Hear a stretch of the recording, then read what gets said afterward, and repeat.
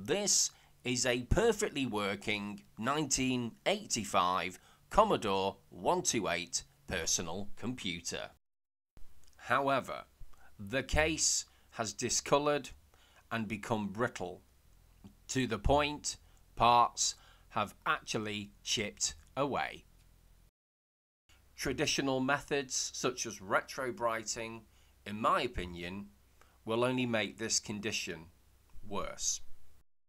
In this episode, we're going to review options available and the ones I've pursued for this retro collection.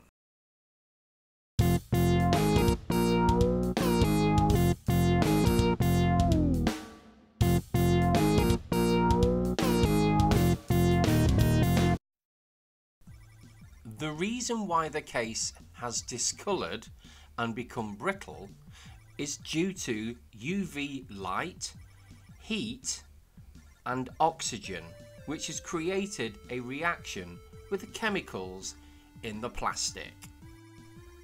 This is demonstrated at the rear of this Commodore 128, where we can see the varied effects of this chemical process, and at the front, where the plastic's a little thinner, evidence of material duress. This brittleness continues to the inside of the Commodore 128, where we can see broken plastic posts and guides. Removing the internal metal shielding, we can see further evidence of the yellowing process and more broken plastic posts. Moving our attention over to the keyboard, we can also see this is heavily discoloured and also needs a good clean. Taking the keycaps off, we can identify there's been further plastic damage with these blue switches on the top right. So it's time for a keyboard clean.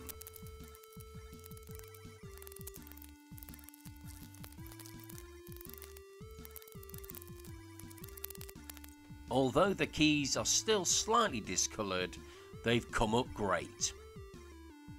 So moving on to case remedial options, it reminded me a few years ago where I had wrapped a car fascia component with a carbon wrap. And given that looked great, I thought I'd try that on this Commodore 128 personal computer. Having applied this rather thick carbon wrap onto the Commodore 128, I noted that it covered the power light but also didn't look too great regarding the grills at the back of the computer. Having been inspired by the Video Genie wood effect, I tried some thinner wood effect wrap on the Commodore 128.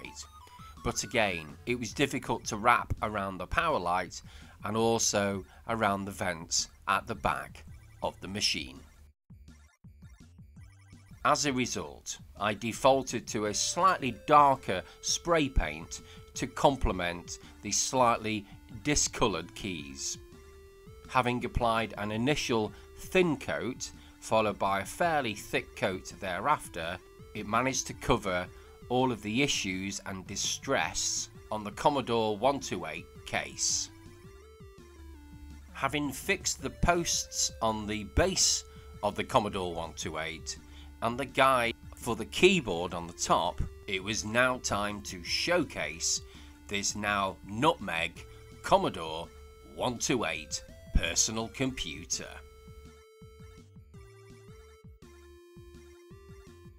Over the years, and where needed, I've repaired numerous retro computers. This Commodore 128D is no exception, where somebody had drilled numerous holes for a fan and a disc mod. So taping it up from the inside and painting it with some beige chalk paint and restored it to where it should be with a slight twist.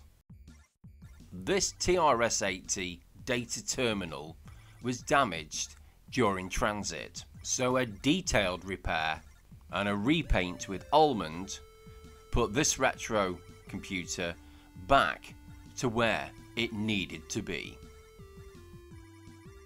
The same thing happened to this TRS-80 15 megabyte disk system.